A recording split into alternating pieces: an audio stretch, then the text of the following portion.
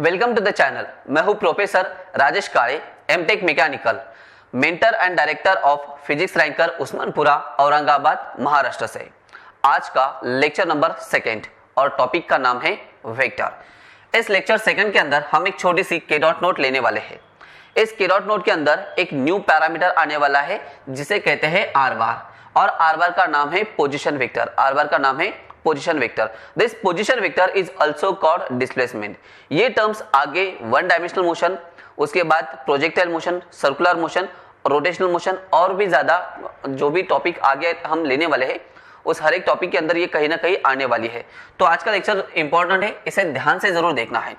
The vector I J के is called unit vector. First of all जो vector है आई J के, इस वेक्टर आई जे के को हम कहते हैं यूनिट वेक्टर। इससे पहले जो प्रीवियस लेक्चर हमने लिया, लेक्चर नंबर 1, तो लेक्चर नंबर 1 का जो सबसे लास्ट पॉइंट था, वो लास्ट पॉइंट यही था कि what is mean by unit vector. Unit vector, the vector having magnitude is unity. जिस वेक्टर का मैग्नीट्यूड यूनिटी है या फिर 1 है, उसे हम यूनिट वेक्टर कहते हैं। टोटल यूनिट वेक्टर स्टैंडर्डाइजेशन के हिसाब से टोटल 3 ही यूनिट वेक्टर ऐसे हैं जिनका मैग्नीट्यूड यूनिटी है। पहला है वेक्टर आई, दूसरा वेक्टर जे और तीसरा वेक्टर के। मैक्सिमम टाइम आपको वेक्टर आई इस तरह से भी दिख जाएगा, इसे रीड करते हैं आई कैप। उसके बाद next one is a J cap और थर्ड वन इज अ के कैप। यहां पर कैप मतलब यूनिट वेक्टर। कैप का जो मीनिंग है वो मीनिंग है यूनिट वेक्टर है। हम कैप भी लिख सकते हैं या फिर सिंपली आई जे के भी लिख सकते हैं, डजंट मैटर। तो आई J K these are unit vector जिनका मैग्नीट्यूड हमेशा कितना रहने वाला है, 1 रहने वाला है। अगर हमें यूनिट वेक्टर निकालना है तो उसके लिए हमारे पास अलग से फॉर्मूला है। जैसे कि प्रीवियस लेक्चर में हमने लिया कि A bar is equal to a1i plus a2j plus a3k। a1 a2 a3 these are called constant. a1 a2 और a3 कौन है, कांस्टेंट है। अगर हमें ए बार का यूनिट वेक्टर अगर हमें चाहिए तो A cap is equal to formula है A bar divided by mod of A bar. Mod A cap is equal to A bar divided by mod of A bar, ये यूनिट वेक्टर का formula है। अगर हमें unit vector निकालना है तो तभी ये फॉर्मूला हम यूज करने वाले हैं।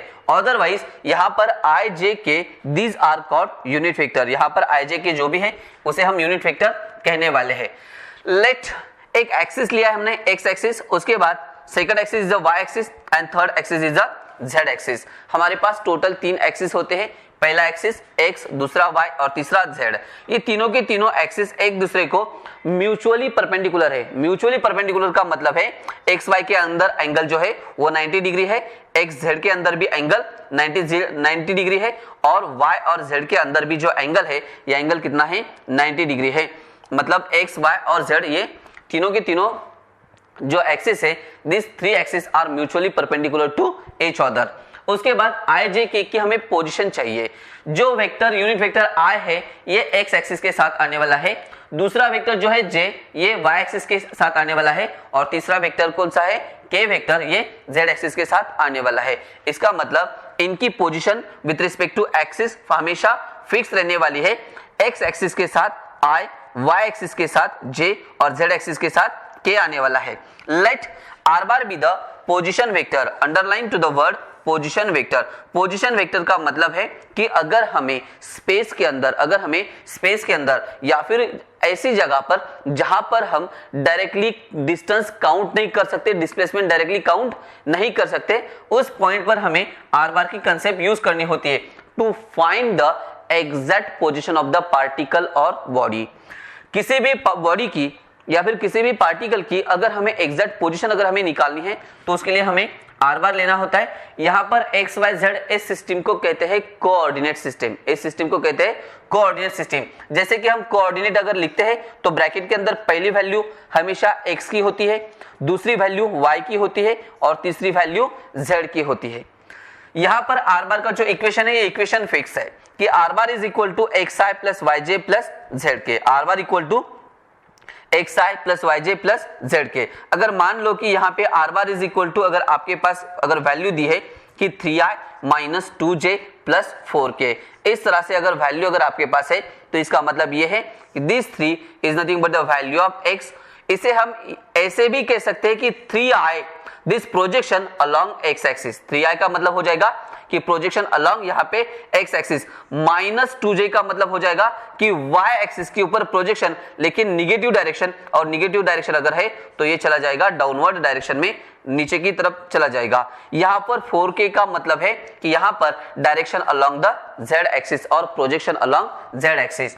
तो i के साइड में जो भी वैल्यू रहने वाली है ये हमेशा x की है, j का कोएफिशिएंट मतलब हमेशा y है, और यहाँ पे k का कोएफिशिएंट मतलब हमेशा z रहने वाला है यहाँ पर। तो यहाँ पर प्रोजेक्शन जो है, मतलब क्वेश्चन ऐसे भी पूछ सकते हैं कि प्रोजेक्शन अलोंग x एक्सिस तो कितना हो जाएगा, 3 हो जाएगा। प्रोजेक्शन अलोंग y एक्सिस यहाँ पर -2 हो जाएगा। प्रोजेक्शन अलोंग z एक्सिस यहाँ पर 4 हो जाएगा। तो इसे हम प्रोजेक्शन भी कह सकते हैं। तो r bar is equal to xi plus yj plus zk। इसका यूज कहां पर होता है, वहां पर होता है जहां पर रेफरेंस पॉइंट नहीं होता है। रेफरेंस पॉइंट नहीं होता मतलब विद रिस्पेक्ट टू कंसीडर करने के लिए कोई भी अवेलेबल नहीं होता है, तो वहां पर हम कोऑर्डिनेट सिस्टम से पार्टिकल की पोजीशन एग्जैक्ट फाइंड आउट कर सकते हैं। This are bar is also called displacement. इस आर बार का दूसरा जो नाम है, ये दूसरा नाम है डिस्प्लेसमेंट, जो हमारा टॉपिक नंबर 3 है, वन डायमेंशनल मोशन, उसके अंदर हम इसे वापस यूज करने वाले हैं। तो इस एक्सप्लेनेशन के अंदर सबसे इंपॉर्टेंट आपको 2 पॉइंट याद रखना है। पहला पॉइंट जो है वो है कि I J K these are called unit vector, I J K these are called unit vector, और इसकी जो पोजीशन है ये पोजीशन हमेशा फिक्स रहने वाली है। xi का मतलब है प्रोजेक्शन अलोंग x एक्सिस, यहाँ पर yj का मतलब प्रोजेक्शन अलोंग y एक्सिस, और zk का मतलब यहाँ पे प्रोजेक्शन अलोंग z एक्सिस हो जाएगा। i के बाजू में जो भी वैल्यू रहने वाली है दैट वैल्यू मतलब x के ऊपर प्रोजेक्शन, j का कोएफिशिएंट मतलब y का प्रोजेक्शन, और k की जो कोएफिशिएंट है k का कोएफिशिएंट मतलब कौन, z का प्रोजेक्शन होने वाला है। दूसरा point r bar equal to xi plus yj plus zk, इस इक्वेशन को हमेशा याद रखना है। अगर 3 डायमेंशनल मोशन है तो तीनों आएंगे, 2 डायमेंशनल मोशन है तो सिर्फ x और y सिर्फ 2 ही आने वाले हैं। उसके बाद ऐसे टॉपिक के अंदर लेक्चर नंबर 3 के अंदर हम मल्टीप्लिकेशन ऑफ वेक्टर लेने वाले हैं।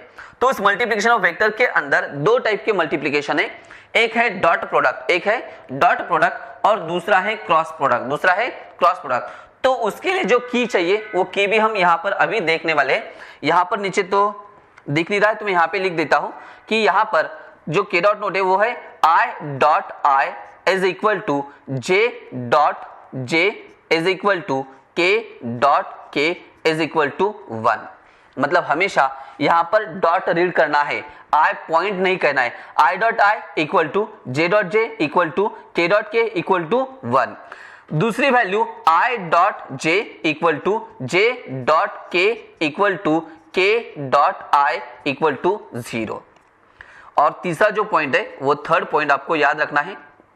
यहाँ पे क्रॉस प्रोडक्ट के पॉइंट ऑफ व्यू से I cross I equal to J cross J equal to K cross K equal to 0। तो इसका मतलब ये है कि हमेशा I.I J.J K.K की वैल्यू 1 लेना है। I.I की वैल्यू J.J की वैल्यू या फिर K.K की वैल्यू 1 आ जाएगी। I.J की वैल्यू 0, J.K की वैल्यू 0, K.I की वैल्यू भी 0। उसके बाद I cross I 0, J cross J 0, K cross K 0। इसका मतलब यह है कि different dot I J different है, J K डिफरेंट है, डिफरेंट डॉट और सेम क्रॉस 0 है। डिफरेंट डॉट और सेम क्रॉस की वैल्यू 0 है, सेम डॉट की वैल्यू 1 है। सेम I.I 1 है, J.J 1 है, K.K 1 है। अगर हम A बार डॉट A बार भी लिखते हैं तो भी वैल्यू 1 आ जाएगी। R बार डॉट R बार अगर हम लिखते हैं तो वैल्यू 1 आ जाएगी। B बार डॉट B बार अगर हम लिखते हैं तो वैल्यू 1 आ जाएगी। डिफरेंट डॉट है तो वैल्यू 0, सेम क्रॉस भी है तो वैल्यू 0। उसके बाद 4th वाला जो पॉइंट है, ये पॉइंट हम जब क्रॉस प्रोडक्ट लेंगे तब वहां पे हमें यूज करना है, तो ये 4th वाला पॉइंट हम आगे लेने वाले हैं। 4th वाला पॉइंट क्या है, जस्ट हिंट देता हूं मैं आपको कि अगर डिफरेंट अगर क्रॉस है मतलब I क्रॉस J है या फिर J क्रॉस K अगर है तो इनकी वैल्यू 0 नहीं होती है, इनकी वैल्यू यहां पर आती है। तो ये टोटल 6 फॉर्मूले हैं। 4th पॉइंट के अंदर 6 सब पॉइंट है, तो वो हम क्रॉस प्रोडक्ट में देखने वाले हैं। यहां पर सबसे इंपॉर्टेंट याद रखना है कि IJ के इनकी पोजीशन फिक्स है, x एक्सिस के ऊपर I, y एक्सिस के ऊपर J और z एक्सिस के ऊपर K है। r bar equal to xi plus yj plus zk and r bar is called position vector. Next point is यहां पर रिप्रेजेंटेशन ऑफ वेक्टर। सेकंड वाला जो पॉइंट है आज के लेक्चर का वो है representation of vector. Now graphical representation और ग्राफिकल मेथड। यहां पर रिप्रेजेंटेशन के अंदर हम दो तरह से रिप्रेजेंट कर सकते हैं किसी भी वेक्टर को। ग्राफिकली भी रिप्रेजेंट कर सकते हैं। ग्राफिकली का मतलब है कि ड्राइंग के फॉर्म में, ग्राफिकली का मतलब है ड्राइंग के फॉर्म में, और दूसरा है एनालिटिकल। एनालिटिकल मतलब मैथमेटिकल मेथड में भी हम उसे रिप्रेजेंट कर सकते हैं। तो वन बाय वन हम दोनों टाइप लेने वाले हैं। तो सबसे पहला जो पॉइंट है वो है ग्राफिकल मेथड। अगर किसी वेक्टर को ग्राफिकल मेथड से मतलब ड्रॉ करने के फॉर्म में, मतलब ड्राइंग के टर्म्स में अगर हमें रिप्रेजेंट करना है तो in graphical a vector can be represented, that is length of vector. Length of vector gives the magnitude, length of vector gives the magnitude and arrowhead indicate as a direction of vector. इसे explain करने के लिए हम एक छोटी C diagram लेते हैं। Suppose आपके पास फोर्स है F is equal to 25 newton. Force कितना है यहां पर? Force F equal to 25 Newton.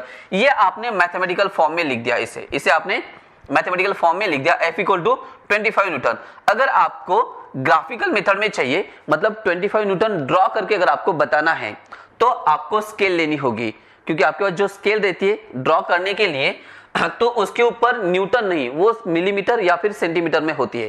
तो यहां पर हमें अज्यूम करना होगा, या फिर हम उसे कह सकते हैं कि take the scale 5 newton equal to 1 centimetre. 5 newton equal to 1 centimetre. इसका मतलब यह है कि अगर मैं यहां पर 1 सेंटीमीटर की अगर लाइन ड्रॉ कर दूं, 1 सेंटीमीटर की अगर मैं लाइन ड्रॉ कर दूं, तो इसका मतलब हो जाएगा कि ये फोर्स 5 न्यूटन है। इसका मतलब हो जाएगा फोर्स 5 न्यूटन है। यहां पर 25 न्यूटन फोर्स है, तो 25 न्यूटन फोर्स के लिए हमें स्केल कितनी चाहिए? 5 सेंटीमीटर स्केल चाहिए यहां पर। तो अभी 5 सेंटीमीटर के लिए पहले स्टार्टिंग पॉइंट लेते हैं ए पॉइंट, उसके बाद दूसरा पॉइंट बी पॉइंट। ए से बी तक हम लाइन ड्रॉ कर लेंगे। अगर ए से लेके बी तक अगर ये लाइन 5 सेंटीमीटर अगर है, तो इसका मतलब ये है कि ए टू बी ये जो लेंथ है, ये लेंथ क्या इंडिकेट करने वाली है? This length indicate as a magnitude of quantity. ये वेक्टर क्वांटिटी का मैग्नीट्यूड इंडिकेट करने वाली है। उसके बाद यहां पर 25 न्यूटन वैल्यू पॉजिटिव है। अगर वैल्यू पॉजिटिव है तो इसका मतलब ये जो फोर्स है, ये फोर्स पॉइंट ऑफ एप्लीकेशन, मतलब जहां से आपने स्टार्ट की लाइन ड्रॉ करने के लिए, वहां से अवे जाने वाला है। तो this one is a arrowhead. तो ये एरोहेड क्या इंडिकेट करने वाला है? Direction. Arrowhead indicate as a direction and this length indicate as a magnitude. This complete representation is nothing but the graphical method और graphical representation। मतलब ये जितना भी यहाँ पर हमने ड्राइंग के फॉर्म में हमने जो लिखा है उसे हम कह सकते हैं graphical representation of the vector. तो इस ग्राफिकल में आपको सिर्फ 2 पॉइंट याद रखना है। पहला पॉइंट है कि जो लेंथ रहने वाली है, ये लेंथ इंडिकेट करने वाली है मैग्नीट्यूड, और ये जो एरो है, ये एरो इंडिकेट करने वाला है डायरेक्शन। डायरेक्शन का दूसरा नाम है सेंस, इसे सेंस भी कह सकते हैं। Next one is a mathematical method. Second method है मैथमेटिकल मेथड। यहां पर मैथमेटिकल के अंदर यूनिट वेक्टर मेथड, इसके अंदर 2 टाइप है। एक है unit vector method. Unit vector इससे पहले तो हो चुका है, वापस एक बार एक्सप्लेन करते हैं। Suppose A bar equal to a1i plus a2j plus a3k। एक वेक्टर है, ये एक वेक्टर है यहाँ पे। इसका मैग्नीट्यूड ऑफ अगर ए बार हमें चाहिए तो mod of A bar is equal to root of a1 square plus a2 square plus a3 square. ये भी हो चुका है इससे पहले कि अगर मैग्नीट्यूड अगर हमें चाहिए तो i का जो भी कोएफिशिएंट है, इस i के कोएफिशिएंट का स्क्वायर प्लस j के कोएफिशिएंट का स्क्वायर प्लस k के कोएफिशिएंट का स्क्वायर आपको यहाँ पे करना है। नाउ इन एनालिटिकल मेथड और एनालिटिकल फॉर्म, तो फॉर्मूला आ जाएगा A cap is equal to A bar divided by mod of A bar. मतलब यूनिट वेक्टर का जो फॉर्मूला है, उस यूनिट वेक्टर के फॉर्मूले को हम यूनिट वेक्टर मेथड कहते हैं। वैसे भी यूनिट वेक्टर यहाँ पे मेंशन है, तो A cap equal to A bar divided by mod of A bar. अगर इस फॉर्म में अगर हम किसी वेक्टर को लिखते हैं तो उसे कहेंगे यूनिट वेक्टर मेथड। मतलब इसी को अगर हम आगे एक्सटेंड करते हैं इसी को मतलब यहाँ ए बार का ही अगर हमें यूनिट वेक्टर अगर हमें चाहिए तो हम इसे इस तरह से लिख सकते हैं, ऊपर आ जाएगा a1i plus a2j plus a3k whole divided by square root के अंदर यहाँ पर a1 square plus a2 square plus a3 square आ जाएगा। तो ये जो फॉर्म है, this form is called unit vector method हो जाएगा। दूसरा जो टाइप है वो दूसरा टाइप है कंपोनेंट फॉर्म। कंपोनेंट फॉर्म हम किसे कहने वाले हैं? मेन वेक्टर को अगर हम स्प्लिट करते हैं 3 पार्ट में तो उसे हम कहेंगे कंपोनेंट फॉर्म कहेंगे। जैसे कि लेट यहाँ पर ax का मतलब है कि component in the direction of x, ay का मतलब है component in the direction of y और az का मतलब है component in the direction of z आ जाएगा। देन यहाँ पर a bar is equal to axi plus ayj plus azk। इस मेथड को हम कह सकते हैं कंपोनेंट फॉर्म कह सकते हैं। कंपोनेंट फॉर्म मतलब सेम ही है, इससे पहले जो वेक्टर हमने लिया है मतलब i का कोएफिशिएंट, j का कोएफिशिएंट और यहाँ पर k का कोएफिशिएंट, तो ये वैल्यू ऑब्वियसली x की रहती है, ये वैल्यू y की रहती है और ये वैल्यू z की रहती है। यहाँ पे ये वैल्यू x की है, ये y की है और ये z की है। मतलब ये एक ही वेक्टर है, एक ही वेक्टर के ये 3 कंपोनेंट है, जैसे कि एक कंपोनेंट x डायरेक्शन में, दूसरा कंपोनेंट y डायरेक्शन में और तीसरा कंपोनेंट z डायरेक्शन में अगर हम इंडिकेट करते हैं तो उस फॉर्म को हम कहेंगे कंपोनेंट फॉर्म कहने वाले हैं। इसका अगर हमें मैग्नीट्यूड चाहिए तो अगेन सेम फॉर्मूला कि a bar mod of a bar is equal to a। हाँ, यहाँ पर ये आपको याद रखना है कि मॉड ऑफ a बार को हम सिंपली a भी लिख सकते हैं। यहाँ पर mod of a bar is equal to a which is equal to root के अंदर i का जो भी कोएफिशिएंट है उसका स्क्वायर करना है, j का कोएफिशिएंट उसका स्क्वायर करना है और k का जो भी कोएफिशिएंट है उसका यहाँ पे स्क्वायर करना है। मतलब ax square plus ay square plus az square. तो ये सेकंड टाइप था component formula. Next one is a vector addition. ये सबसे ज्यादा इंपॉर्टेंट है यहाँ पे। अब यहाँ से आगे जो भी है ये न्यूमेरिकल पॉइंट ऑफ व्यू से सबसे ज्यादा इंपॉर्टेंट है और इसके बेसिस पर कंसेप्चुअल क्वेश्चन आने के चांसेस बहुत ज्यादा है। कंसेप्चुअल क्वेश्चन अगर आता है तो बहुत टिपिकल हो जाता है, डिफिकल्ट हो जाएगा यहाँ पे। तो आगे का लेक्चर बहुत ही ज्यादा ध्यान से आपको सुनना है। वेक्टर एडिशन के अंदर है ग्राफिकल मेथड। जैसे हम वेक्टर को रिप्रेजेंट कर सकते हैं 2 टाइप से, एक ग्राफिकल से और दूसरा एनालिटिकल या फिर मैथमेटिकल फॉर्म में। तो उसी तरह से हम वेक्टर की एडिशन भी कर सकते हैं और वेक्टर की एडिशन हम 2 तरह से कर सकते हैं, एक है ग्राफिकल मेथड से और दूसरा है एनालिटिकल मेथड से। तो इस लेक्चर के अंदर हम वेक्टर एडिशन पूरा कंप्लीट लेने वाले हैं। तो पहला है ग्राफिकल मेथड। अगर हमें दो वेक्टर की अगर हमें एडिशन करनी है ग्राफिकली, एडिशन करनी है लेकिन कैसे करनी है? ग्राफिकली पॉइंट हमारा हो चुका है कि हम वेक्टर को ग्राफिकली रिप्रेजेंट कर सकते हैं। कैसे कर सकते हैं? वेक्टर की जो लेंथ है that length indicate as a magnitude और एरो हेड जो है वो arrow head indicate as a direction. मतलब यहां पर हमें ड्राइंग के फॉर्म में वेक्टर को ड्रॉ करना है और ड्राइंग के फॉर्म में ही 2 वेक्टर और 2 से ज्यादा वेक्टर की हमें एडिशन करनी है। अब ग्राफिकल मेथड के अंदर भी 2 टाइप आते हैं। एक टाइप है सिर्फ 2 वेक्टर के लिए और दूसरा जो टाइप है वो है 2 से अगर ज्यादा वेक्टर है तो उनके लिए। तो पहला जो टाइप है वो है ट्रायंगल रूल। पहला रूल है ट्रायंगल रूल। ये ट्रायंगल रूल सिर्फ 2 वेक्टर के लिए, ट्रायंगल रूल सिर्फ कितने वेक्टर के लिए? 2 वेक्टर के लिए है। तो इसका स्टेटमेंट क्या है? Statement if A bar and B bar are 2 vector, if A bar and B bar are 2 vector to be added, जो कि हमें क्या करना है? ऐड करना है। Then the tail of vector B bar is coincide मतलब अटैच करना है, coincide with the head of A bar, attach with the head of A bar. Then the vector sum of A bar and B bar, vector sum of A bar and B bar gives the line joining the tail of A bar and head of B bar. अगर statement में अगर कुछ doubt है तो हम graphically एक बार इसे देख लेते हैं, ग्राफिकली अंडरस्टैंड हो जाएगा कि इस स्टेटमेंट का मीनिंग क्या निकलता है।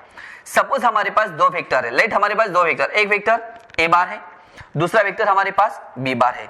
यहाँ पर एक वेक्टर ए बार, दूसरा वेक्टर बी बार, ये हमने रैंडमली ड्रॉ कर दिए। इसकी हमें एडिशन करनी है, इन दोनों वेक्टर की हमें एडिशन करनी है। लेकिन कैसे एडिशन करनी है? ग्राफिकली हमें एडिशन करनी है। तो ए बार और बी बार को अगर हमें एडिशन करनी है तो एक सिंपल सी कंडीशन है। क्या कंडीशन है? कि पहले वेक्टर का हेड, इसे हेड कहेंगे, इसे टेल कहते हैं, इसे कहते हैं टेल, इस बैक पोर्शन को कहते हैं टेल, और इस पोर्शन को कहेंगे यहां पे हम हेड कहने वाले हैं। हमेशा याद रखना, इसे हेड कहते हैं और इसे टेल कहते हैं। तो कंडीशन क्या है यहां पर? कंडीशन पहले वेक्टर का हेड, पहले वेक्टर का हेड जो भी रहेगा, फर्स्ट वेक्टर कोई भी ले सकते हैं आप, ए बार लो, बी बार लो, सी बार लो, डी बार लो, एनीथिंग। पहले वेक्टर का हेड और नेक्स्ट वेक्टर, जो भी नेक्स्ट वेक्टर आप लेने वाले हो, नेक्स्ट वेक्टर का टेल कोइंसाइड होना चाहिए। नेक्स्ट वेक्टर का टेल क्या होना चाहिए?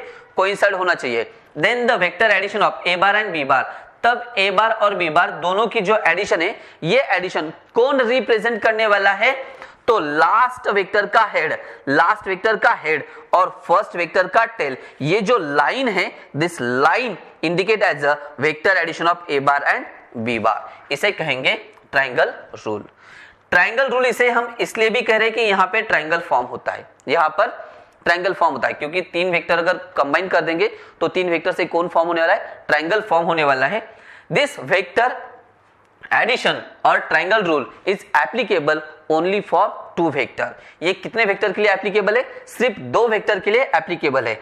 अगर आपके पास दो से ज्यादा वेक्टर है, दिस स्टेटमेंट, इस स्टेटमेंट को आपको आईएमपी करके रखना है, इस स्टेटमेंट को आईएमपी करना है कि this method is applicable only for two vector. मतलब ट्रायंगल रूल जो है ये सिर्फ दो वेक्टर के लिए एप्लीकेबल है।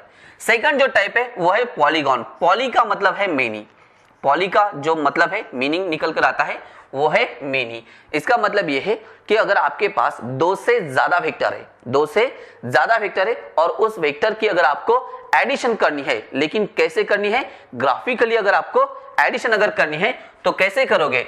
This method is use for more than two vector, this method is use for more than two vector. तो इसका स्टेटमेंट दोनों का नियर अबाउट सेम है। ट्रायंगल रूल में दो वेक्टर लेंगे, पॉलीगॉन में दो से ज्यादा लेंगे। तो स्टेटमेंट से इंपॉर्टेंट हम पहले डायग्राम देख लेंगे, क्योंकि डायग्राम से स्टेटमेंट समझने में आसानी होती है। पहला वेक्टर ए बार है, दूसरा वेक्टर यहाँ पे बी बार है और तीसरा वेक्टर यहाँ पे सी बार है। सपोज आपको इन तीनों वेक्टर की एडिशन करनी है, तीनों वेक्टर की आपको क्या करना है? एडिशन करनी है। पहला वेक्टर ए बार, दूसरा वेक्टर बी बार और तीसरा वेक्टर जो है वो है सी बार। तीनों वेक्टर की आपको एडिशन करनी है। कैसे करनी है? ग्राफिकली एडिशन करनी है। सेम कंडीशन, पहले वेक्टर का हेड, फर्स्ट वेक्टर का हेड और नेक्स्ट वेक्टर का टेल क्या होना चाहिए? कोइंसाइड होना चाहिए। पहले वेक्टर का हेड और दूसरे वेक्टर का टेल क्या होना चाहिए? कोइंसाइड होना चाहिए। उसके बाद नेक्स्ट जो भी वेक्टर आने वाला है, सेम कंडीशन, सी बार का टेल और बी बार का हेड। मतलब दो से ज्यादा कितने भी वेक्टर आप ऐड कर सकते हो। ऐड करने के लिए कंडीशन सिर्फ यही है कि जो पीछे वाला जो वेक्टर है उसका हेड और जो आगे वाला वेक्टर है उसका टेल क्या होना चाहिए? कोइंसाइड होना चाहिए। मतलब प्रीवियस वाले का हेड और जो नेक्स्ट वाला है उसका tail should be coincide. Then the vector addition of A bar B bar C bar. अब इन सब की एडिशन कौन रिप्रेजेंट करने वाला है, या फिर लाइन कौन सी आने वाली है? तो जो लास्ट वेक्टर है, लास्ट वेक्टर मतलब यहाँ पे कौन है? C bar. लास्ट वेक्टर का हेड और फर्स्ट वेक्टर का टेल, लास्ट वेक्टर का हेड और फर्स्ट वेक्टर का टेल, ये दोनों को जो लाइन ज्वाइन कर देंगी, that line indicate as a vector addition A bar plus B bar plus C bar. तो यहां पर हम इसे किसी भी तरह से ड्रॉ कर सकते हैं। यहाँ पे इसके ऊपर अगर क्वेश्चन मतलब पूछ भी लेते हैं तो थ्योरेटिकल क्वेश्चंस आने वाला है, न्यूमेरिकल आपके लिए नहीं है। इसके बेसिस पे जो न्यूमेरिकल्स है वो हायर स्टडीज में है, और हायर स्टडीज में भी इंजीनियरिंग वालों को है, मेडिकल वालों को नहीं है उसके ऊपर। उसके बाद एक के डॉट नोट है, ये के डॉट नोट बहुत ज्यादा इंपॉर्टेंट है। यहाँ पे इसे आईएमपी करके रखना है। इसके बेसिस से मतलब के डॉट नोट अगर आपको लर्न है, जितने भी इस पूरे फिजिक्स के अंदर जहां कहां भी अगर आपको के डॉट नोट दिखाई देंगे, वो सभी के डॉट नोट इतने ज्यादा इंपॉर्टेंट है कि न्यूमेरिकल सॉल्व करते समय आप जो भी कैलकुलेशंस करने वाले हैं ये नियर अबाउट 50%, मोर देन 50% से ज्यादा कैलकुलेशन आपका ड्रॉप आउट हो जाएगा, कम हो जाएगा। मतलब शॉर्टकट से शॉर्टकट में आपका न्यूमेरिकल जो है वो सॉल्व हो जाएगा। उसके बाद जो कंसेप्चुअल क्वेश्चंस आते हैं उस कंसेप्चुअल क्वेश्चन को भी इजी फॉर्म में कन्वर्ट करने के लिए या फिर इजीली अंडरस्टैंड करने के लिए ये के डॉट नोट बहुत ज्यादा इंपॉर्टेंट है। इस के डॉट नोट के अंदर वही पॉइंट हमने दिए हैं कि जिसके बेसिस पे न्यूमेरिकल्स हो या फिर कोई भी ऑब्जेक्टिव हो मिनिमम टाइम में सॉल्व हो जाए। और सेकंड पॉइंट जो है वो है कि प्रीवियस ईयर क्वेश्चन, जितने भी प्रीवियस ईयर क्वेश्चन आ चुके हैं वो सभी के सभी हमने के डॉट नोट के अंदर पुट करके रखे हैं। मतलब फिजिक्स के अंदर जहां पर भी आपको के डॉट नोट दिखेंगी या तो उसके ऊपर प्रीवियस ईयर क्वेश्चन है या फिर वो एकदम शॉर्टकट है, एकदम मतलब बहुत ज्यादा शॉर्टकट है। मैक्स टू मैक्स 2 या 3 स्टेप में आपका न्यूमेरिकल सॉल्व कर देगा शॉर्टकट कीज। तो के डॉट नोट के अंदर पहला point, first point is if 3 और मोर वेक्टर, हाउ मच 3 और मोर वेक्टर देमसेल्फ मतलब खुद होकर, देमसेल्फ कंप्लीट अ ट्रायंगल, क्या फॉर्म कर रहे, ट्रायंगल अगर फॉर्म कर देंगे और पॉलीगॉन अगर फॉर्म कर देंगे, then their sum vector can not be drawn, अगर वो खुद ही अगर एक डायग्राम कंप्लीट कर देंगे तो उसका वेक्टर हम ड्रॉ नहीं कर सकेंगे। कौन सा वेक्टर, रिजल्टेंट वेक्टर हम ड्रॉ नहीं कर पाएंगे। अगर हम रिजल्टेंट वेक्टर ड्रॉ नहीं कर पाएंगे therefore the sum of this vector is 0, तो उन सभी वेक्टर्स की एडिशन कितनी आ जाएगी, 0 आ जाएगी। इसका मतलब यह है कि ग्राफिकल मेथड से अगर वेक्टर एडिशन अगर आपको 0 चाहिए तो उसके लिए कम से कम 3 वेक्टर चाहिए। मिनिमम कितने वेक्टर चाहिए, 3 वेक्टर। कम से कम अगर 3 वेक्टर अगर है तो ग्राफिकली उनकी एडिशन 0 हो सकती है। जैसे कि आपके पास पहला वेक्टर ए बार मैंने यहां पे ड्रॉ कर दिया, दूसरा वेक्टर बी बार यहां पे ड्रॉ कर दिया और तीसरा वेक्टर डायरेक्टली इस तरह से अगर मैंने ड्रॉ कर दिया सी बार, तो इन तीनों वेक्टर की जो एडिशन है कि A bar plus B bar plus C bar equal to कितनी हो जाएगी, 0। अब 0 क्यों हो रही है, जैसे हमने ग्राफिकल में देखा था कि अगर हमें रिजल्टेंट वेक्टर अगर चाहिए तो रिजल्टेंट वेक्टर कौन सा है, लास्ट वेक्टर का हेड, यहां पे ये 1 नंबर पे, ये 2 नंबर और ये 3 नंबर, लास्ट वेक्टर मतलब सी बार, तो सी बार का हेड और फर्स्ट वेक्टर का टेल, लास्ट वेक्टर का हेड और फर्स्ट वेक्टर का टेल, वो जो लाइन रहने वाली है that line gives the vector addition, वो क्या देने वाली है, वेक्टर एडिशन रिप्रेजेंट करने वाली है। तो यहां पे लास्ट वेक्टर का हेड और फर्स्ट वेक्टर का टेल ये तो कोइंसाइड हो चुका है, कोइंसाइड हुआ है, इसका मतलब यह है कि इस वेक्टर को हम कह सकते हैं 0 वेक्टर।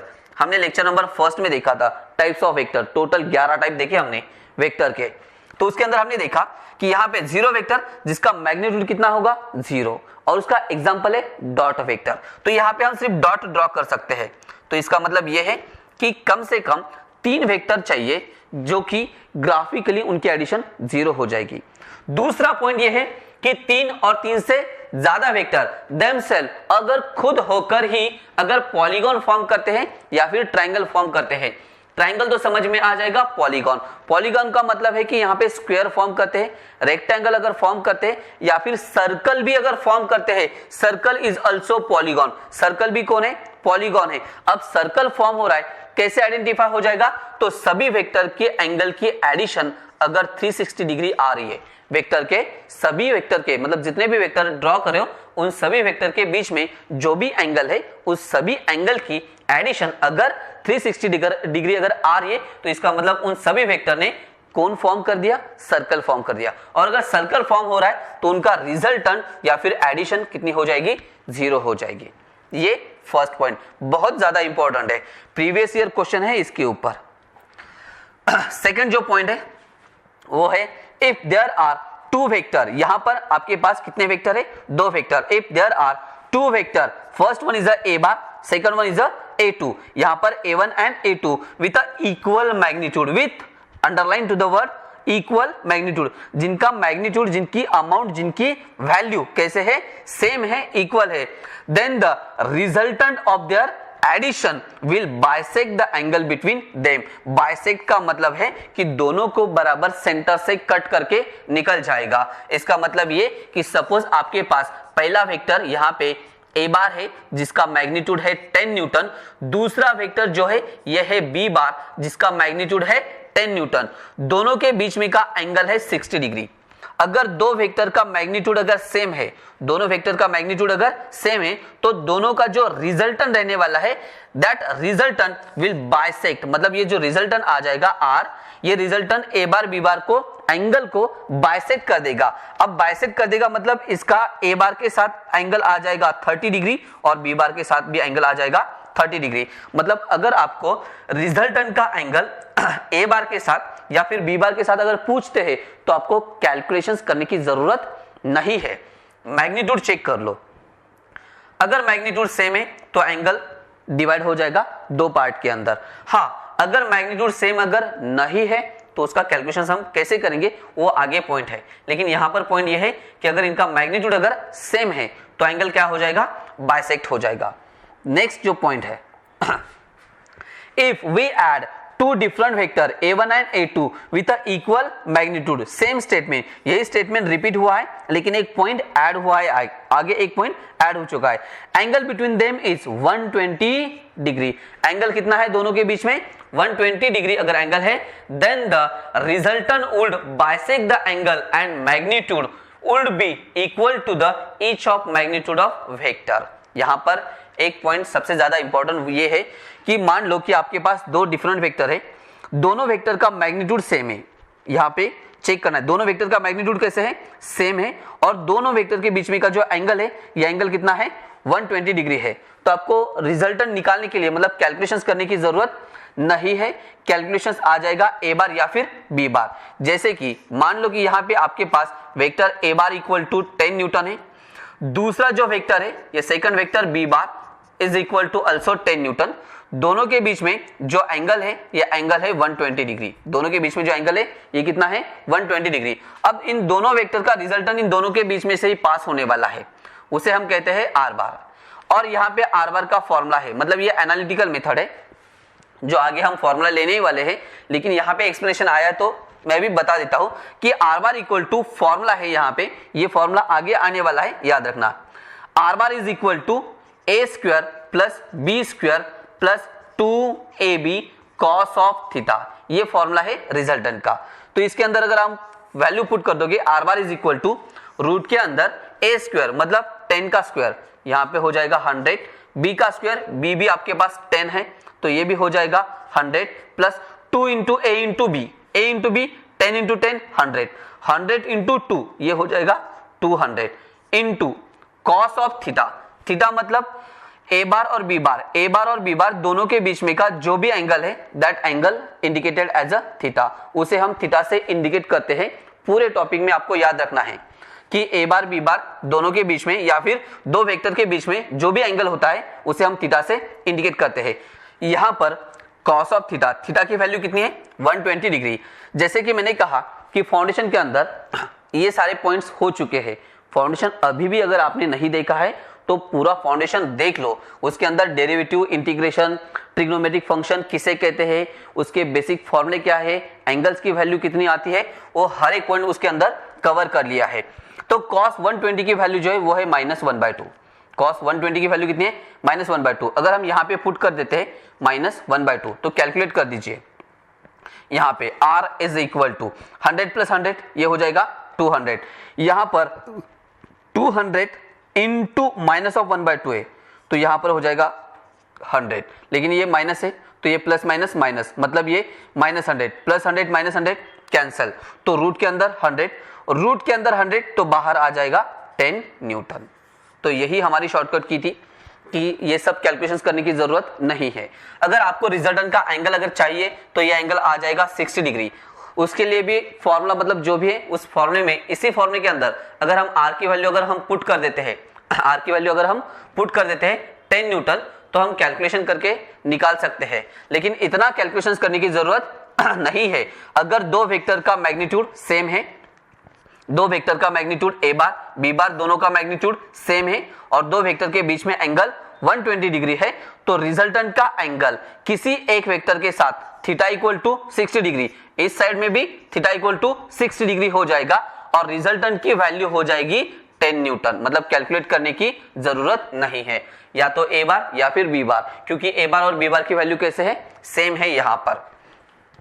तो की नंबर वो थर्ड थी। उसके बाद है नेक्स्ट पॉइंट इज एनालिटिकल और मैथमेटिकल मेथड। यहाँ पर एनालिटिकल और मैथमेटिकल के अंदर यहाँ पर भी सेम अगेन दो वेक्टर और दो से ज्यादा वेक्टर के लिए फॉर टू वेक्टर। पहला टाइप है वो है for two vector. If two vector A bar and B bar make a angle theta, एक वेक्टर ए बार दूसरा वेक्टर बी बार, एक वेक्टर ए बार दूसरा vector B bar makes the angle theta, दोनों ने angle कितना बनाया है theta to each other, then the magnitude of their vector addition और रिजल्टेंट वेक्टर कितना आने वाला है।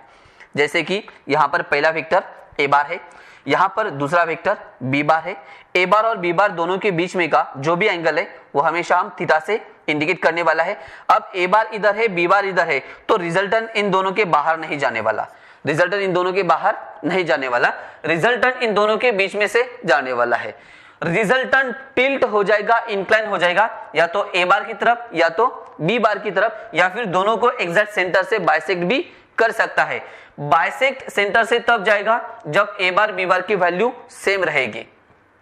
तो दोनों के बीच में हम फिलहाल यहाँ पे ड्रॉ कर देते हैं, वो है resultant vector are bar. Resultant vector कौन आर बार है यहाँ पे। तो आर बार के लिए हम यहाँ पर डायरेक्टली फॉर्मूला लेने वाले हैं। उसके बाद रिजल्टेंट का एंगल हॉरिजॉन्टल के साथ मतलब ए बार के साथ, डायग्राम याद रखना है। आर बार का एंगल यहाँ पे ए बार के साथ अल्फा है, आर बार का एंगल यहाँ पे बी के साथ बीटा है।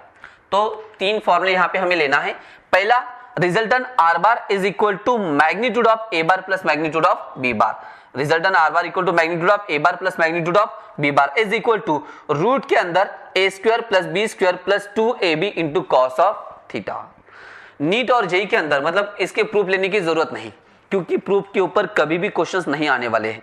एक बात अच्छे से याद रखना है, मैक्सिमम स्टूडेंट के माइंड में होता है कि सर ये फॉर्मूला कहाँ से लिया, इसका प्रूफ चाहिए। इसका प्रूफ अगर आपको चाहिए तो जो टीचर्स मतलब बोर्ड्स पढ़ाते हैं, यहाँ पर बोर्ड पढ़ाने वाले भी कुछ बहुत ही अच्छे और स्पेशल टीचर है, तो वो प्रूफ के साथ लेते हैं। मतलब कोई फॉर्मूला कैसे आया है, उसका डेरिवेशन क्या है, वो हर एक चीज लेते हैं। लेकिन नीट और जेई के अंदर हमें प्रूफ की जरूरत कभी नहीं पड़ती। हमें चाहिए शॉर्टकट, हमें चाहिए शॉर्टकट कीज, और शॉर्टकट से न्यूमेरिकल सॉल्व करना है।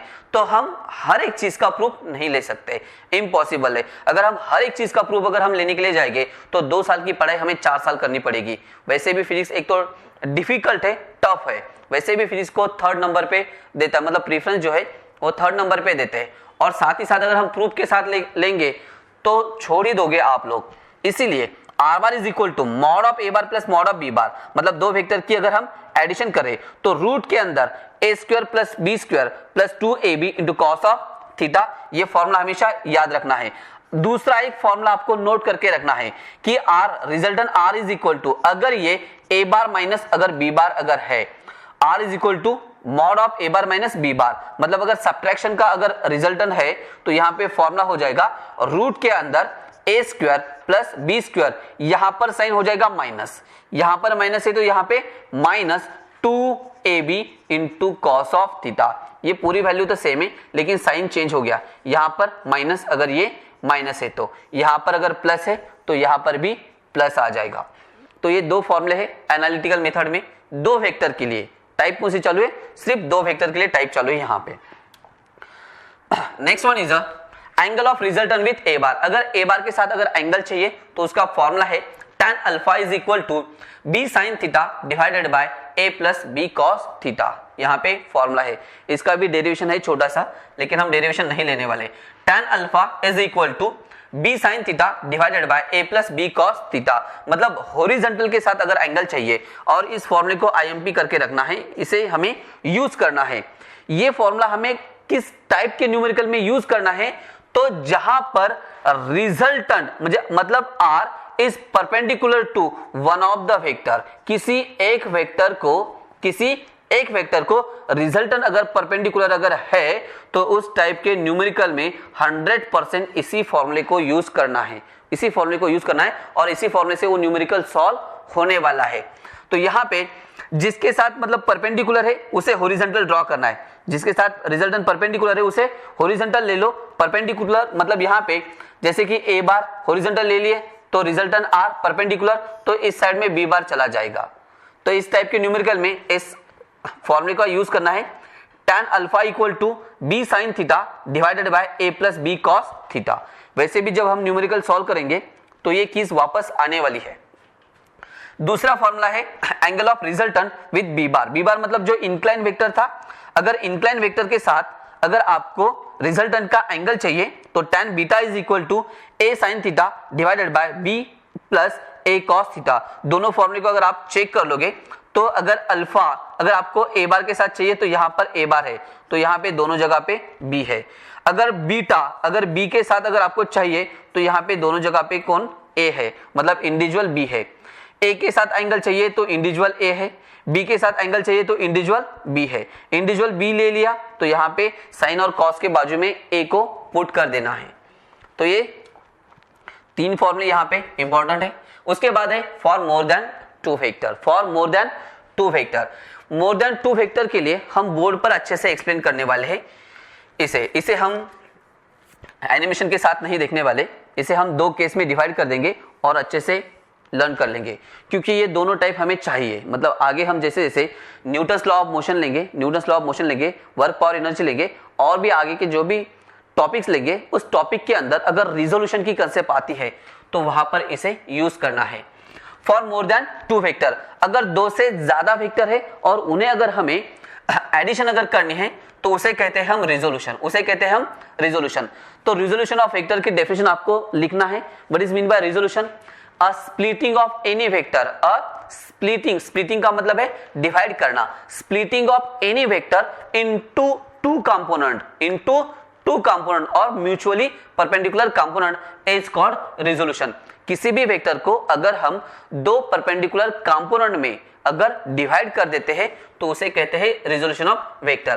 कैसे करना है वो भी आपको एक बार दिखा देता हूं। जैसे कि आपके पास यहां पर हम डिफरेंट लाइन का यूज करने वाले, यहां पर आपके पास एक रफ हॉरिजॉन्टल सरफेस है। इस रफ हॉरिजॉन्टल सरफेस के ऊपर आपने एक वेक्टर लिया है, that vector is called f। इस वेक्टर का नाम है f वेक्टर है। इसका एंगल हॉरिजॉन्टल के साथ थीटा, इसका एंगल हॉरिजॉन्टल के साथ कितना है? थीटा है यहाँ पे। तो हम यहाँ पे लिखते हैं कि केस नंबर फर्स्ट के अंदर जो भी एंगल है वो एंगल थीटा ये हॉरिजॉन्टल के साथ है। मतलब एंगल हमेशा हॉरिजॉन्टल के साथ नहीं, वर्टिकल के साथ भी हो सकता है, हॉरिजॉन्टल एक्सिस के साथ भी हो सकता है, इसे एक्स एक्सिस कह दीजिए, वाई के साथ भी हो सकता है। तो पहली केस है कि अगर एंगल एक्स एक्सिस के साथ है, तो अब इसे रिजॉल्व करना है दो कंपोनेंट में। यहां पे रिजॉल्व मतलब स्प्लिट। कैसे रिजॉल्व करोगे, कैसे स्प्लिट करोगे? तो यहां पे एरो के बैक साइड में अच्छे से याद रखना है, एरो के बैक साइड में आपको दो लाइन ड्रॉ करना है। इसके कंपोनेंट दोनों म्यूचुअली परपेंडिकुलर है, तो इसका मतलब एक लाइन वर्टिकल और दूसरी लाइन हॉरिजॉन्टल, एक लाइन वर्टिकल दूसरी लाइन हॉरिजॉन्टल। अब यहां पे चेक करना है ओरिजिनल फोर्स, यहां से चेक करना है इस पॉइंट से। ओरिजिनल फोर्स ये तो ऑलरेडी था आपके पास, तो ओरिजिनल फोर्स यहां से अवे जा रहा है, तो इसके कंपोनेंट भी अवे जाएंगे। इसका मतलब ये है कि जो पीछे के ये जो दो पोर्शन है ये दोनों लाइन ड्रॉप आउट हो जाएगी, निकल जाएगी। तो ये दो कंपोनेंट हो गए, इसे कहते हैं रिजोल्यूशन। इसी तरह से रिजॉल्व करना है। इस वीडियो को आप रिवाइंड करके एक बार देख सकते हो। मतलब मैं दोबारा बताने से अच्छा है कि आप एक बार इसे रिवाइंड कर लो। तो ये हो गया रिजोल्यूशन इसका। ये कंपोनेंट f का है, ये कंपोनेंट भी f का है। This horizontal component parallel to x, तो इसे हम fx कहने वाले हैं। ये वर्टिकल कंपोनेंट है, पैरेलल है y को, तो इसे हम fy कहने वाले हैं। ये दोनों एक दूसरे को म्यूचुअली परपेंडिकुलर है, fx और fy। अब इनके वैल्यूज और इनके फॉर्मूले कैसे आने वाले वो हम देखने वाले हैं। जैसे कि हम इसे यहां से अगर रिजॉल्व कर सकते हैं तो इसे हम यहां से भी रिजॉल्व कर सकते हैं, इसे हम यहां से भी रिजॉल्व कर सकते हैं, इसे हम जहां से स्टार्ट हुआ ना वहां से भी रिजॉल्व कर सकते हैं। तो हम इसे यहां से रिजॉल्व करेंगे fx, मतलब स्टार्टिंग पॉइंट से रिजॉल्व करेंगे।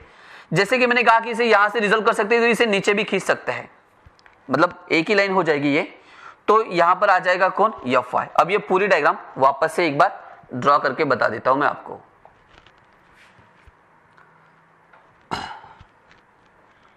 यहां पर ये हमने इंक्लाइन फोर्स लिया था, दैट इंक्लाइन फोर्स मतलब F लिया था। इसका हॉरिजॉन्टल के साथ था एंगल थीटा। इसका एक वर्टिकल कंपोनेंट था, तो वर्टिकल कंपोनेंट हम ड्रॉ करेंगे यहां पे, this one is a vertical component that is Fy। Horizontal component हमने यहां से इस साइड लिया था, तो हम यहां से भी ले सकते, तो हम यहां पर दिखा देंगे Fx। जैसे कि Fy और Fx दोनों एक दूसरे को हमेशा कैसे रहते हैं, परपेंडिकुलर रहते हैं, मतलब ये दोनों परपेंडिकुलर 90 के अपोजिट जो साइड है इसे कहेंगे हम हाइपोटेन्यूस। ये हाइपोटेन्यूस तो है, लेकिन साथ ही साथ ये हाइपोटेन्यूस मतलब कौन, F है, तो हम यहां पर F लिख देंगे। तो ये एक ट्रायंगल के फॉर्म में एक ट्रायंगल बन गया। अब इस ट्रायंगल से हम फॉर्मूला निकालने वाले हैं। पहला फॉर्मूला यूज करते हैं साइन थीटा का। Sine theta is equal to basic formula, sine theta का बेसिक फॉर्मूला क्या है, basic formula opposite side divided by hypotenuse. Sine theta का फॉर्मूला अपोजिट, अपोजिट कौन है यहाँ पे Fy डिवाइडेड बाय हाइपोटेन्यूस कितनी है F, तो इसका मतलब हो जाएगा यहाँ पे Fy इज इक्वल टू, इस F को ट्रांसफर कर दो इस साइड में, F साइन थीटा, ये हो जाएगा Fy equal to F sine theta. दूसरा फॉर्मूला यूज करते हैं हम cos थीटा का। cos theta is equal to, यहाँ पे cos का मतलब होता है adjacent side divided by hypotenuse. cos theta मतलब adjacent side divided by hypotenuse, तो ये हो जाएगा Fx डिवाइडेड बाय F। तो सिमिलरली यहाँ पर Fx का फॉर्मूला बन जाएगा Fx is equal to, F को ट्रांसफर कर दो जैसे इसे ट्रांसफर कर दिया था, तो ये हो जाएगा F cos थीटा। तो अगर हम किसी भी वेक्टर को रिजॉल्व करते हैं, अगर हम किसी भी वेक्टर को रिजॉल्व करते हैं दो कंपोनेंट में, तो Fy का फॉर्मूला हो जाएगा F sin थीटा और Fx का फॉर्मूला हो जाएगा F cos थीटा हो जाएगा। दूसरी जो केस है सेकंड केस है, केस नंबर सेकंड, यहां पे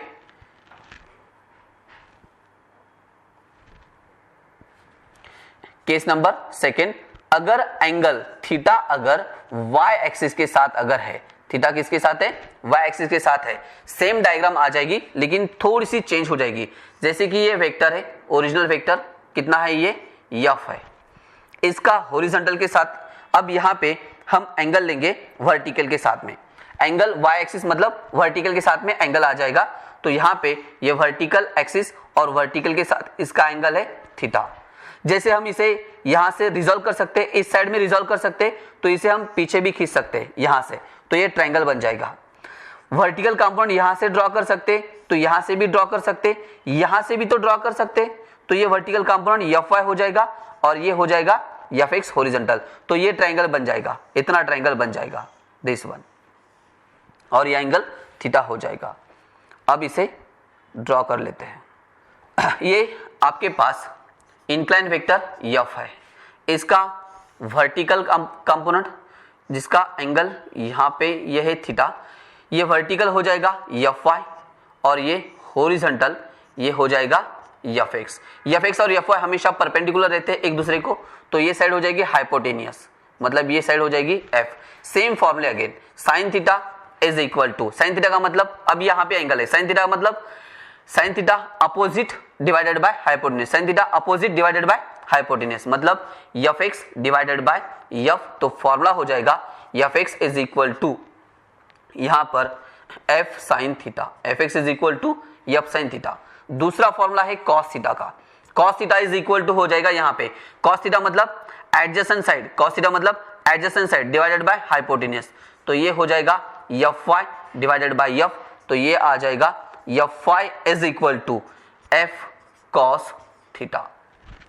जैसे कि दो फॉर्मूले थे हमारे पास, एक फॉर्मूला था यहाँ पे अगर थीटा x एक्सिस के साथ है, थीटा किसके साथ है, x एक्सिस के साथ अगर है, तो हमारे पास फॉर्मूला था कि Fx is equal to F cos theta और Fy is equal to F sin theta.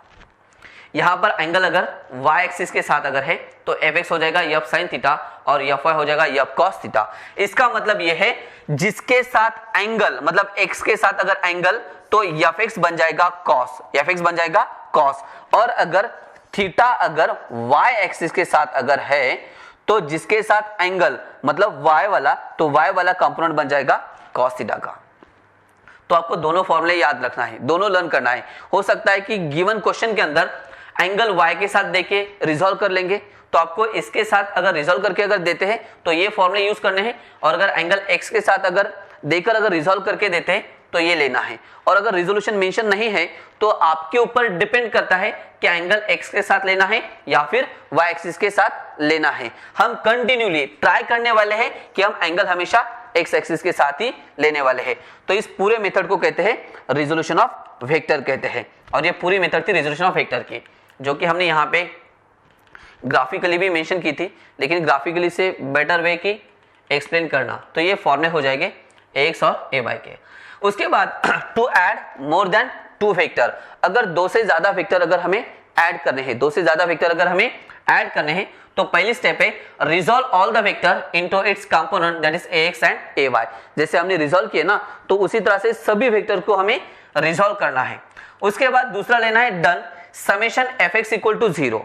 Summation fx equal to 0 का मतलब है जितने भी हॉरिजॉन्टल कंपोनेंट है, जितने भी हॉरिजॉन्टल कंपोनेंट है, उन सभी हॉरिजॉन्टल कंपोनेंट की एडिशन करनी है।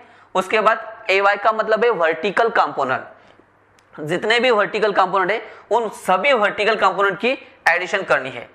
और उसके लिए फॉर्मूला यूज करना है यहाँ पे r is equal to root के अंदर ax square plus ay square. ये फॉर्मूला भी वही से लिया है कि r is equal to root of कौन a square plus b square plus 2ab into cos of theta. जैसे कि मैंने कहा ax और ay आर म्यूचुअली परपेंडिकुलर, इसका मतलब यह है कि इनके बीच का एंगल 90 डिग्री है, और अगर 90 डिग्री अगर एंगल है तो cos 90 0, तो ये वैल्यू 0 हो जाती है।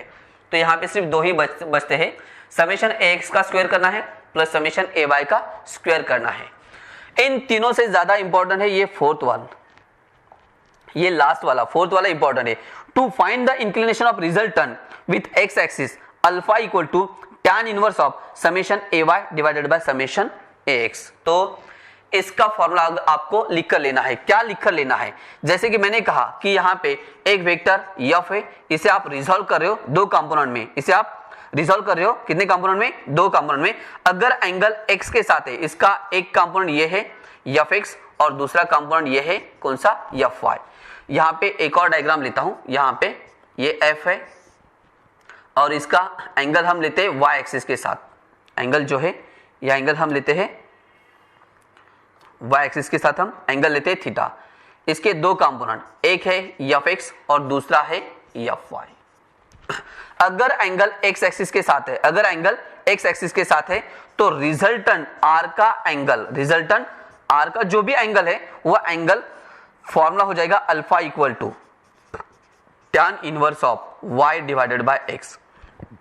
tan inverse of y divided by x मतलब vertical component divided by horizontal component. और अगर एंगल वर्टिकल के साथ अगर है तब रिजल्टेंट r का एंगल, रिजल्टेंट r का एंगल आ जाएगा alpha is equal to tan inverse of x divided by y। ये दोनों फॉर्मूले बहुत ज्यादा इंपॉर्टेंट है, हमें न्यूमेरिकल सॉल्व करने के लिए 100% लगने वाले हैं। अगर आप रिजोल्यूशन के टाइम पे एंगल x एक्सिस के साथ लेते हो तो फॉर्मूला हो जाएगा alpha equal to tan inverse of y by x। और अगर आप रिजोल्यूशन के टाइम पे एंगल वर्टिकल के साथ अगर आप लेते हो तो फॉर्मूला हो जाएगा alpha is equal to tan inverse of x divided by y बन जाएगा। नाउ नेक्स्ट है k dot note for 2 vector a bar and b bar के लिए। यहाँ पे अगेन k डॉट नोट आई है। k डॉट नोट है मतलब शॉर्टकट कीज है। k डॉट नोट के अंदर पहला जो पॉइंट है वो है f थीटा इक्वल टू 0। पहला point theta equal to 0, then a bar parallel to b bar. अगर दोनों वेक्टर के बीच में का एंगल अगर 0 है तो इसका मतलब यह है कि वेक्टर a बार और b बार दोनों एक दूसरे को पैरेलल है। पैरेलल के अंदर भी कौन से पैरेलल है? तो लाइक पैरेलल है। कौन से है? लाइक पैरेलल है। अगर लाइक पैरेलल है तो उनका resultant r bar equal to mod of a bar plus mod of b bar equal to r max. मतलब 2 वेक्टर अगर एक दूसरे को पैरेलल है, 2 वेक्टर एक दूसरे को पैरेलल है तो दोनों के बीच में का एंगल थीटा इक्वल टू 0। अब इसके ऊपर शॉर्टकट कीज या फिर न्यूमेरिकल कैसे आ जाएंगे?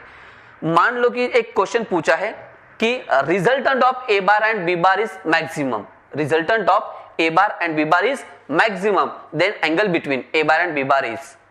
आपको तो क्वेश्चन आ जाएगा इस तरह से। अगर क्वेश्चन आएगा तो आपके माइंड में क्वेश्चन ये आ जाएगा, यहां पे a बार b बार की वैल्यू ही नहीं दी तो फिर एंगल कैसे फाइंड आउट करेंगे और एंगल कितना आएगा? और नीचे एंगल तो न्यूमेरिकल वैल्यू रहेगी। क्वेश्चन क्या था?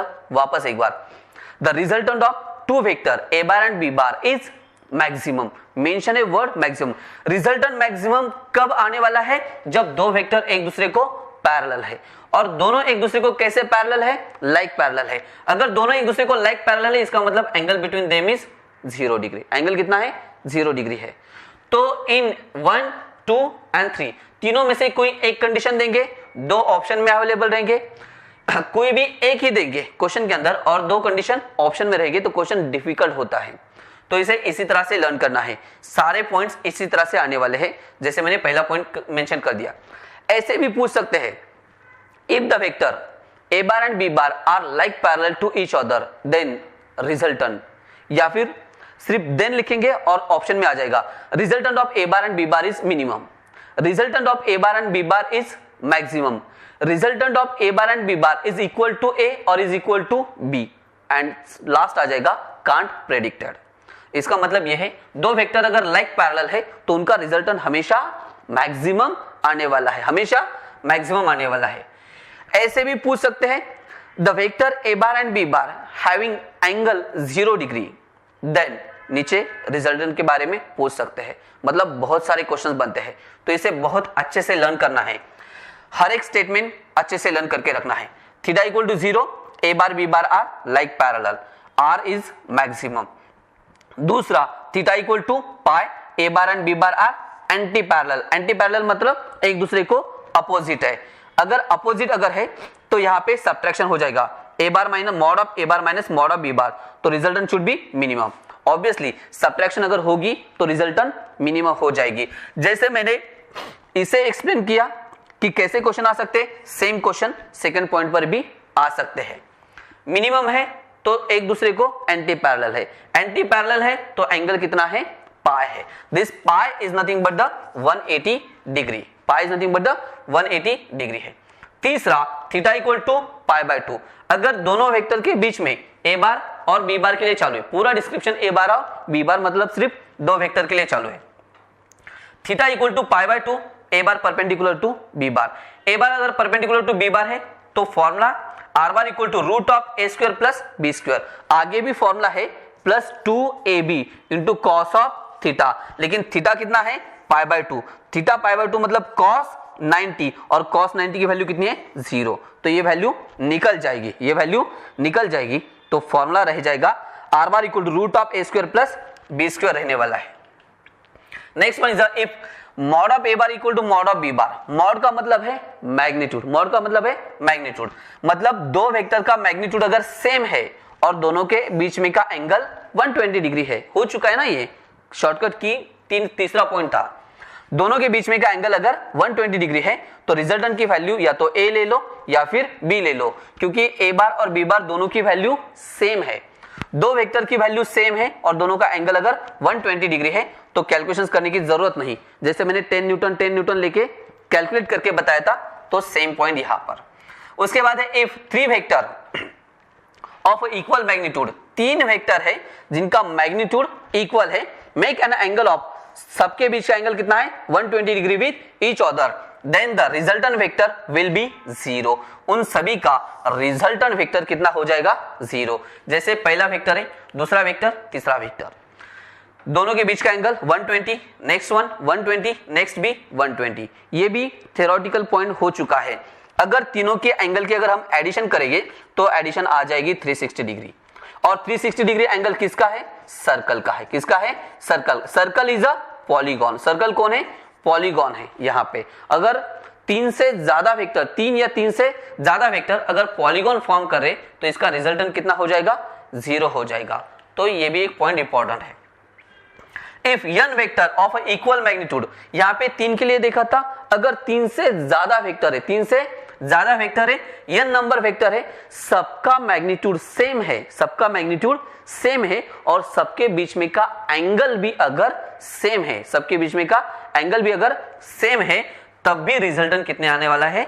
0 रिजल्टेंट आने वाला है। क्योंकि वहां पर भी अगर आप सभी के एंगल की अगर आप एडिशन करके देखोगे तो सबके एंगल की एडिशन वहां पे 360 डिग्री आ जाएगी, और एंगल की एडिशन 360 डिग्री मतलब रिजल्टेंट कितना हो जाएगा? 0 हो जाएगा। और लास्ट वाला पॉइंट है वो है सब्ट्रैक्शन ऑफ वेक्टर का। एक्चुअली वेक्टर में सब्ट्रैक्शन नहीं होता है, एक्चुअल प्रोसेस से वेक्टर की सब्ट्रैक्शन नहीं होती है, होती है एडिशन ही, होती है एडिशन ही। लेकिन अगर हमें वैल्यू सब्ट्रैक्शन में अगर चाहिए, मतलब वो फॉर्म अगर हमें चाहिए, तो किसी एक वेक्टर का डायरेक्शन रिवर्स कर दो, जिसे हम इन्वर्ट कहते हैं। जिसे हम क्या कहते हैं, वर्ड यूज करते हैं, इन्वर्ट कहते हैं। If the vector A bar and vector B bar subtract from A bar, invert कहते हैं। इन्वर्ट का मतलब है उल्टा कर देते हैं, तो पॉजिटिव का निगेटिव हो जाएगा, निगेटिव का पॉजिटिव हो जाएगा। ए बार दूसरा बी बार, ए बार बी बार की एक्चुअल एडिशन ही होगी, लेकिन अगर हमें सब्ट्रैक्शन के फॉर्म में अगर चाहिए तो बी बार को उल्टा कर दो। तो बी बार अगर हम डायरेक्शन रिवर्स करेंगे तो इसका सिर्फ साइन चेंज हो जाएगा, प्लस का माइनस। यहाँ पे ए बार को हमने पैरेलल लाइन ड्रॉ कर दी है, तो यहाँ पे ए बार माइनस बी बार आ जाएगा। ये ए बार और ये दूसरा माइनस बी बार, दोनों के बीच में से पास होने वाला ये रिजल्टेंट ए बार माइनस बी बार हो जाएगा यहाँ पे। तो ये है वेक्टर सब्ट्रैक्शन। वेक्टर सब्ट्रैक्शन के ऊपर कोई न्यूमेरिकल्स वगैरह कुछ है नहीं यहाँ पे। तो ये सब्ट्रैक्शन का पॉइंट था, एक लिटिल बिट छोटा सा। उसके बाद लेक्चर नंबर जो हमारा थर्ड है, वो लेक्चर नंबर थर्ड हम लेने वाले हैं मल्टीप्लिकेशन ऑफ वेक्टर, और इसके अंदर दो मल्टीप्लिकेशन है, एक है स्केलर और दूसरा है वेक्टर। तो लेक्चर नंबर थर्ड में हम ये पूरा टॉपिक कंप्लीट करने वाले थ्योरेटिकल पॉइंट।